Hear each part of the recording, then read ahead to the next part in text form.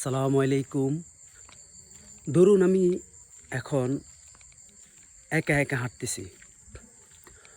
হঠাৎ করে অটো থেকে একদল ডাকাত নেমে আমাকে বলছে যে, "তোর পকেটে যা আছে বা তোর কাছে যা আছে সব কিছু বাইর করে দে।" আচ্ছা, এখন আমি কি তাদেরকে তারা যা চাইছে তাদেরকে কি তা দিয়ে দেব? নাকি আমি এখান থেকে পুলিশকে কল দিব? নাকি আমি চিল্লামু, "ও আল্লাহ গো! ও আল্লাহ রে! আমার বাঁচা রে! ও আমি শেষ!" নাকি আমি আমার বন্ধু-বান্ধবকে কল দেব? নাকি আমি দৌড় দিয়ে এখান থেকে চলে যাব? এখন আমি কোন কাজটা করলে যে আমি এদের কাছ থেকে বাঁচতে পারবো?